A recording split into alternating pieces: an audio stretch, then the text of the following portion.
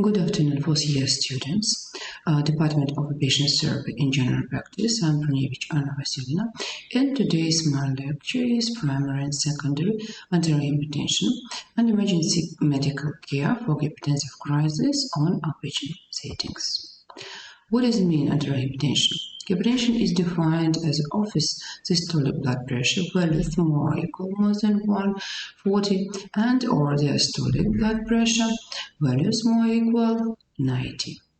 The same classification is used in younger, middle-aged and older people, whereas BP sometimes are used in children and teenagers, in whom data from interventional trials are not available. Classification of office blood pressure. There are several categories: optimal, normal, high normal, hypertension first, second, third degree, and isolated systolic hypertension. Optimal blood pressure: systolic less than 120, diastolic less than 180. Normal from 120 to 129, and diastolic from 80 to 84. And you see it's a grade 1, second and third, and grade first start from 140 systolic to 159 and diastolic from 90 to 99. It's very important to know this classification because without this classification you can't use this topic. Definition of hypertension according to office, ambulatory and home blood pressure levels. Office blood pressure: systolic more equal 140 and diastolic blood pressure more equal 90. So we can see ambulatory blood pressure. You should check daily mean, nighttime 24 mean, and home BP, and see that home BP it shouldn't be more than 140, it should be more equal 125. It's very important. And diastolic more equal 85. Factor used for the stratification of cardiovascular risk. You should use demographic characteristic and regulatory parameters. It's mean like risk factors for stratification of risk. Men, they will have 1 point. So woman had age. For men it's more than 25 and for woman it's 65. So 55, 65. Smoking. Total cholesterol more than 5. Low density cholesterol more than 3. The level of uric acid in the blood more than 0.20 or 0.42. Diabetes mellitus. Overweight or obesity. Family history of cardiovascular diseases. Family or parental history of early onset hypertension, early onset menopause, sedentary lifestyle, ecological and socioeconomical factors, and heart rate more than 80 beats per minute. Asymptomatic hypertension-mediated organ damage. Blood pressure in older people more than 60. Carotid femoral pulse wave velocity more than 10 mm per second. Hypertrophy of left ventricle according to ECG cycle of line index more than 35. And others, you can see it on this slide. Echocardiographic left ventricular hypertrophy and for left ventricular mass, according to echocardiographic signs, for men more than 150, for women 95. Microalbuminuria from 30 to 300. All elevated of albumin creatinine ratio. Moderate glomerular filtration rate, moderate kidney disease and glomerular filtration rate from 30 to 59. Or it's severe, less than 30. Ankelbrechern index and retinopathy. Cardiovascular renal diseases.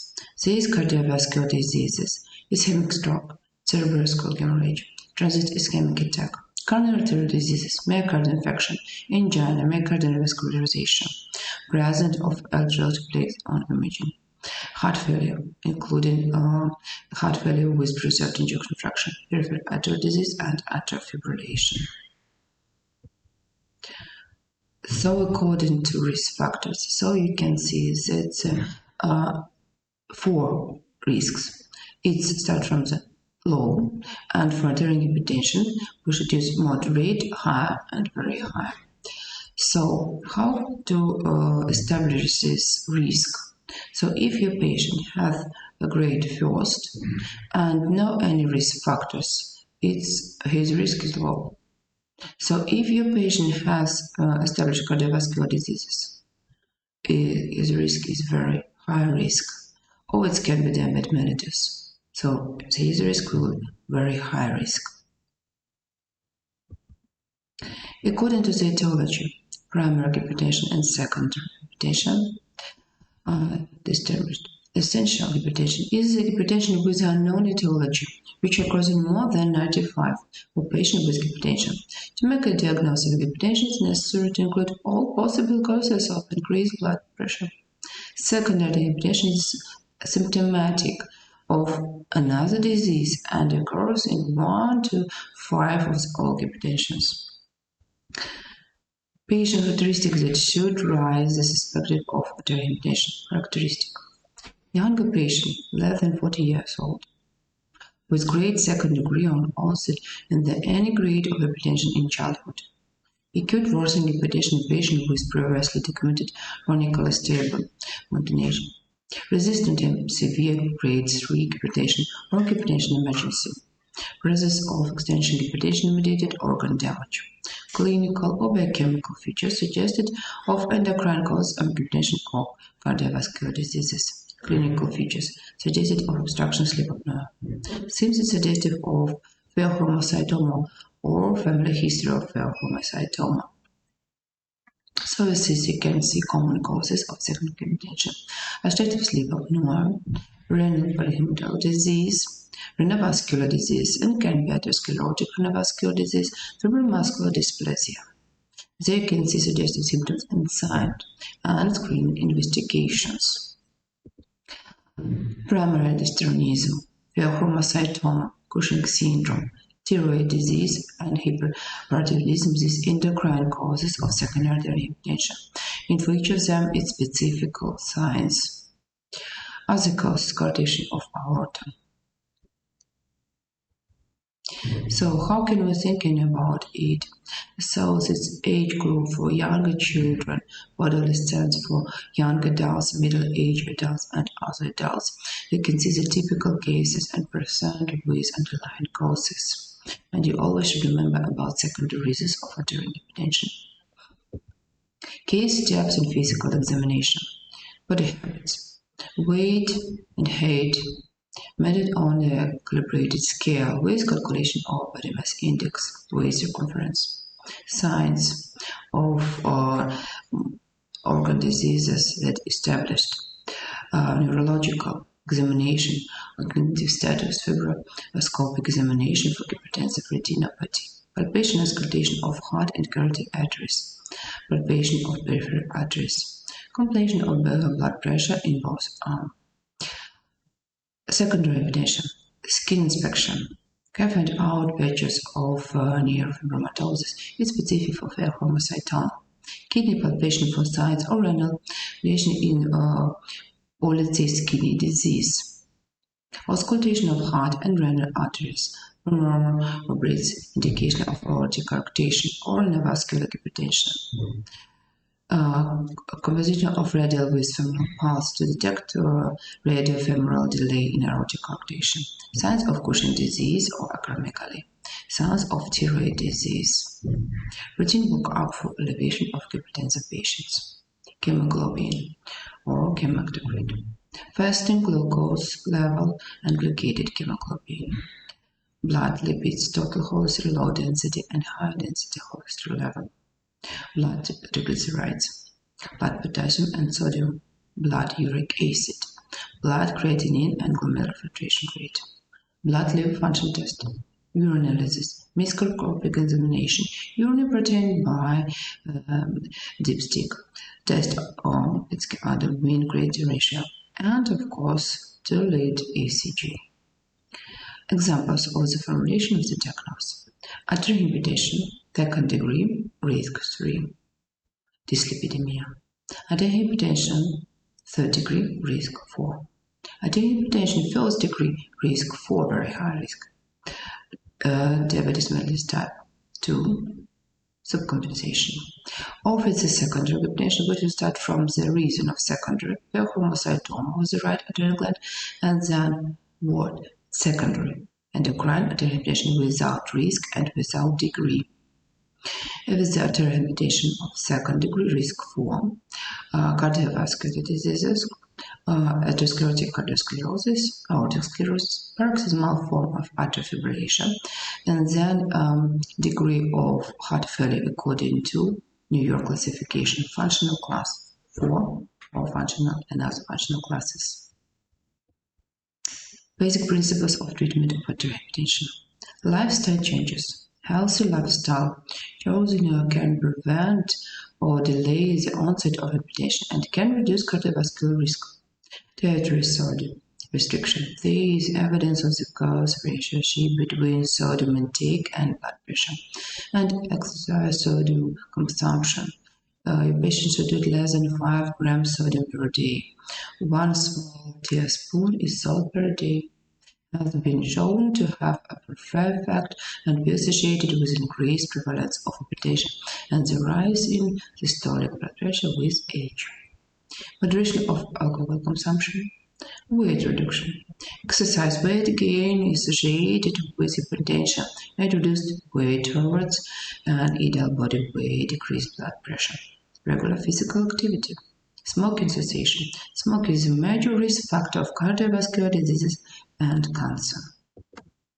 This pharmacological survey for hypertension is starting from the normal blood pressure. Lifestyle evidence. So if your patient has very high risk, cardiovascular diseases, coronary artery diseases, change his lifestyle, and consider drug treatment. Grade first, lifestyle advice. So immediately drug treatment in high or very high risk patient with cardiovascular diseases or hypertension-mediated organ diseases. And you should see that you should, after 6 years of lifestyle intervention, if blood pressure not controlled, you should give drug treatment. Grade second, of course, lifestyle advice, immediately drug treatment for all patients, and control blood pressure within 3 months. For grade 3, immediately drug treatment for all patients and control blood pressure within 3 months. These contraindications for drugs and drugs that you should use. These 5 main groups of the drugs and other ads. So we can use diuretics. So see diuretic, diazide or diazide-like. This is waterlone or indapamide. Beta blockers. Calcium antagonist etopiridine, or it can be calcium antagonist verapamildeltiazem if your patient has contraindicated. ACE inhibitors and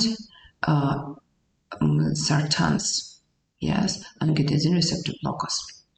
So for all of them, these are compelling and possible contraindications. For diuretics, it's gout. For beta blockers, asthma. Arterial block second, third degree bradycardia. For calcium antagonists, says etopiridine, compelling contraindications is not exist, but for verapamildeltiazem, not etopiridine, as it can be any high-grade arterial block, severe liver function dysfunction, and bradycardia. ACE inhibitors. Pregnancy, reverse angioneuritic edema, hyperkalemia, built renal artery stenosis. And for angiotensin receptor blockers, this is pregnancy, hyperkalemia, and built renal artery stenosis. So how should it state?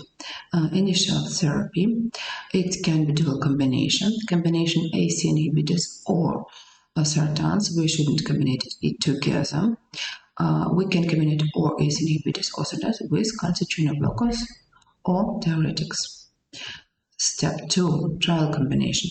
ACE inhibitors or statins together with calcitonin blockers and together with diuretic. And step 3, this for resistant hypertension. To this combination, triple combination, we can add spironolactone or another diuretic. It can be loop diuretic or alpha blocker or beta blocker. But just remember, for beta blocker, this considered beta blocker at any treatment step. It can be specific indication.